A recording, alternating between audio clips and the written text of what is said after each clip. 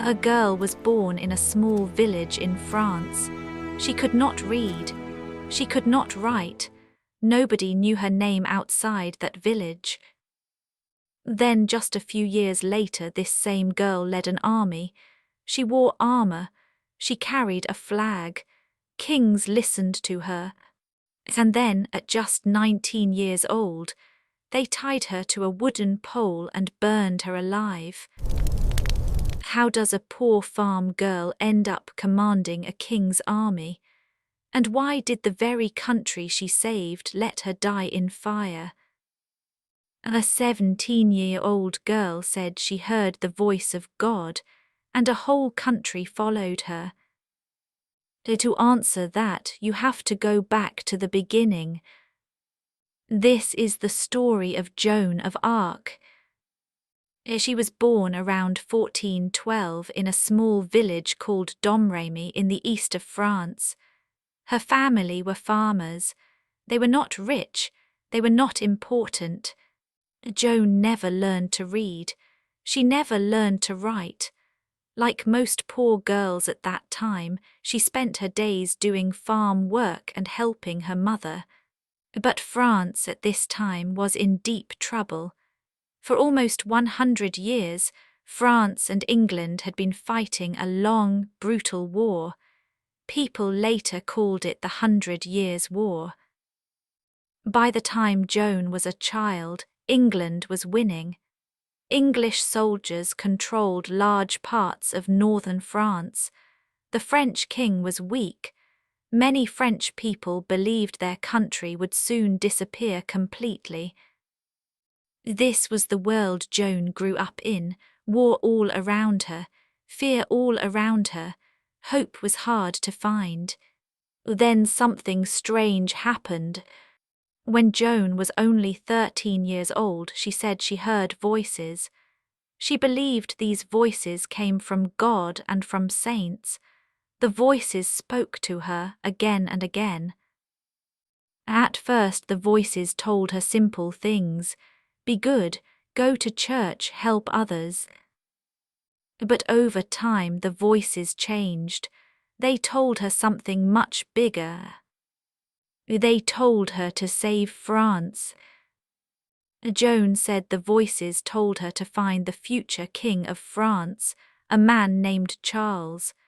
They told her to help him become king. They told her to lead French soldiers into battle. The poor farm girl, a future army, it sounded impossible. Then the voices got louder. By the time Joan was 16 years old, the voices would not stop. She knew she had to act. She travelled to a nearby town and spoke with a local commander named Robert de Baudricourt. She told him about her voices. She told him she needed soldiers to take her to the king. At first he laughed at her. A farm girl leading an army, it seemed crazy. But Joan did not give up. She returned again and again. Finally, Robert de Baudricourt agreed to help her. To travel safely through dangerous, war-torn land, Joan cut her hair short. She dressed like a man. This was safer for a young woman travelling with soldiers through enemy territory. The journey was long and dangerous. Joan and a small group of men rode for 11 days through land controlled by enemy soldiers. One mistake could get them all killed. But they made it. They reached the castle of Chinon, where the future King Charles was staying. Here is where the story gets strange again. Charles wanted to test Joan. He hid himself among his own courtiers dressed in plain clothes. Another man wore the fine, royal clothing instead. Charles wanted to see if Joan was truly guided by God or if she was lying. Joan walked into the crowded room. She looked around. Then she walked straight past the man in royal clothes. She walked directly to Charles, hidden among the crowd, and knelt before him. Nobody had told her which man was the real prince. She simply knew. Charles was shocked. He spoke with Joan privately. Nobody knows exactly what she told him, but after that conversation, Charles believed her. He gave her something extraordinary. He gave her soldiers. He gave her armor. He gave her a small army to command. Then they gave her an army. In the spring of 1429, French forces desperately needed help. The city of Orléans was under siege. English soldiers surrounded it. Food was running low. If Orléans fell, many believed France itself would fall soon after. This siege had already lasted 7 long months. Joan arrived at Orléans dressed in shining white armor. She carried a flag with holy symbols on it. She did not fight with a sword like other soldiers. Instead, she rode with the army, inspiring the men around her. Something changed the moment she arrived. French soldiers who had been tired and afraid suddenly fought with new energy. They believed God was truly on their side. They believed in Joan. Joan led attacks against English positions around the city. She was wounded by an arrow during one battle, but she kept going. She returned to the fighting almost immediately. Days passed. The French pushed harder. The English, who had controlled this siege for 7 months, began to lose their positions one by one. Then, only 9 days after Joan arrived, the English army retreated completely. Orléans was free. This victory shocked all of Europe. A siege that had lasted 7 months was broken in just 9 days by an army led by a teenage girl who had never fought before. French soldiers started calling her the Maid of Orléans. Ordinary people began to believe France could still win this war. Then France believed again. After Orléans, Joan did not stop.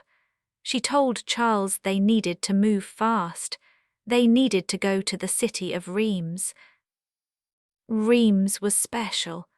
For hundreds of years, French kings were crowned there. If Charles wanted to become the true king in the eyes of the French people, he needed to be crowned in that city. But Reims was far away, and English soldiers still controlled much of the land between them and the city. Joan led the march north. City after city stood in their way, and city after city did something surprising. They opened their gates. Many towns did not want to fight. They had heard about Joan. They had heard about Orléans. They believed God was with her, so they surrendered peacefully without a single battle. This had never happened before in this long war.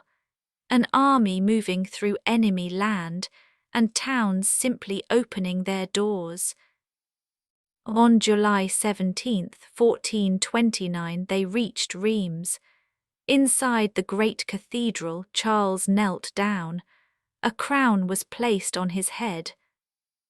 He was now officially King Charles VII of France. Joan stood close to him during the ceremony. She held her banner high, the same flag she carried into battle. She had promised Charles she would see him crowned king, and she had kept that promise.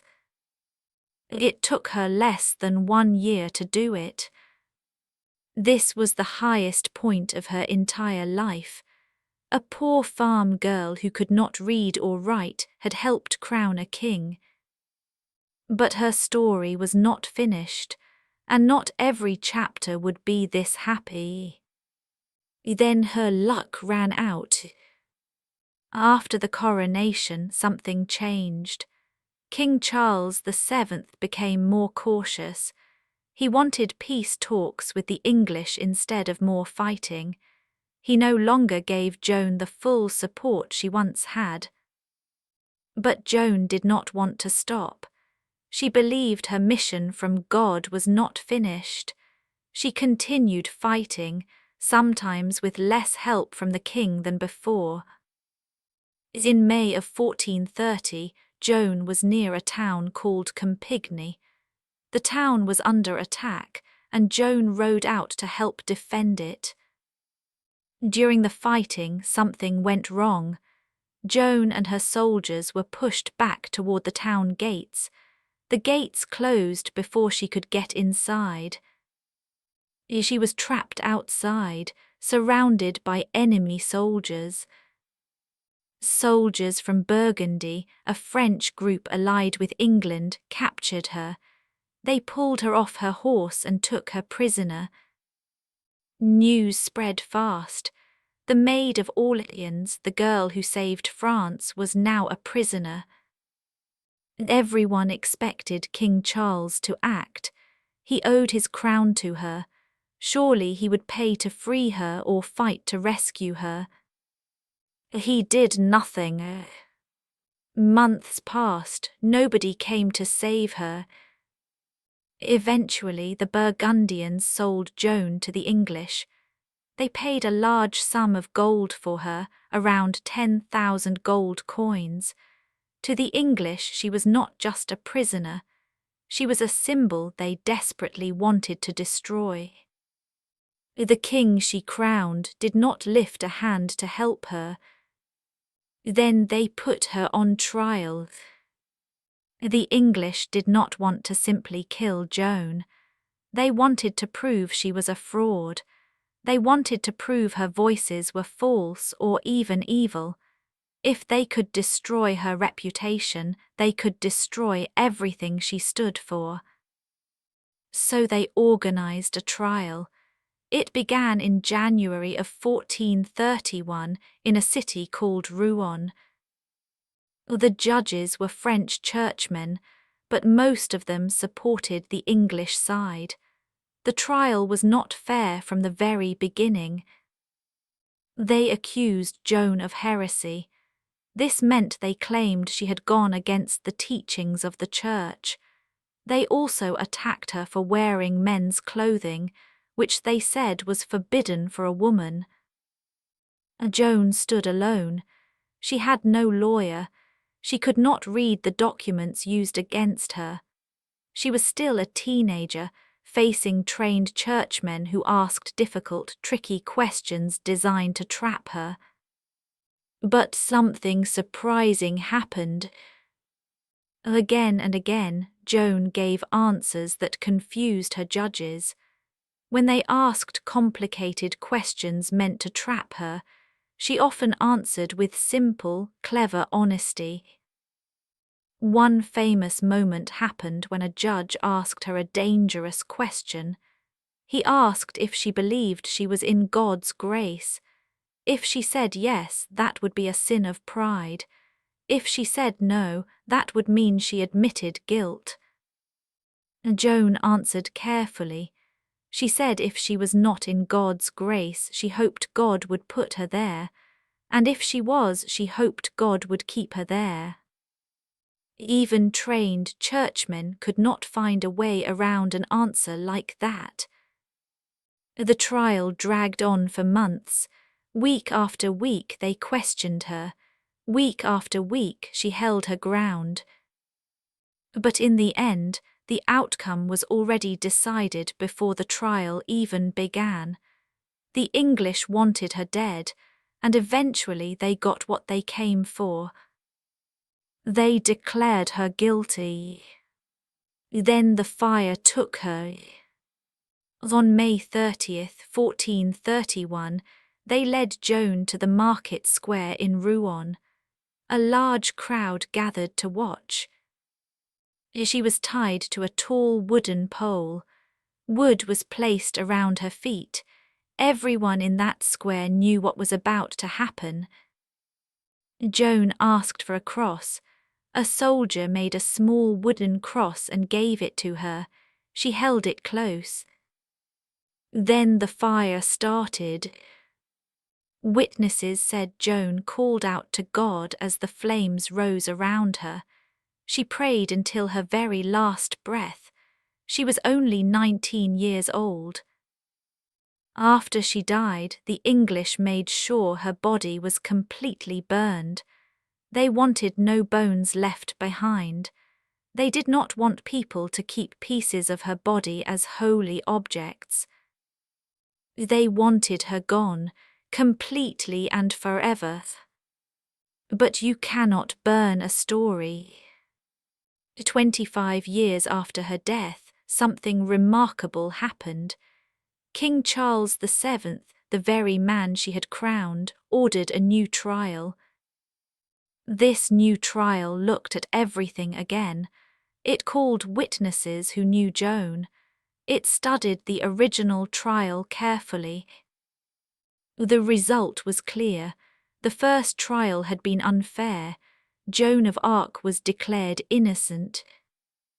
But that was only the beginning of her new story. Over the following centuries, Joan became something bigger than a historical figure. She became a symbol. The French people saw her as proof that ordinary people could achieve extraordinary things. She became a symbol of French identity itself, especially during difficult times of war. Then in 1920, almost 500 years after her death, the Catholic Church made her a saint. The poor girl who could not read or write, a girl once burned as a criminal, she was now officially recognized as a saint. Today, statues of Joan of Arc stand across France. Streets are named after her. Movies, books, and songs still tell her story hundreds of years later. So who was she really? A 17-year-old girl said she heard the voice of God, and a whole country followed her. That is the answer to our first question. A frightened, desperate nation needed something to believe in. Joan gave them that. Her confidence, her courage, and her total belief in her mission made ordinary soldiers feel like they could win an impossible war. But our second question has a harder answer. Why did France let her die? Because politics is often colder than gratitude. Once Joan had done her job, powerful men no longer needed her.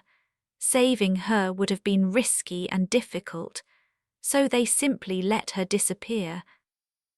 This is often how history works. The people who change everything are not always the people who get protected. Sometimes the ones who give everything are the ones who get left behind.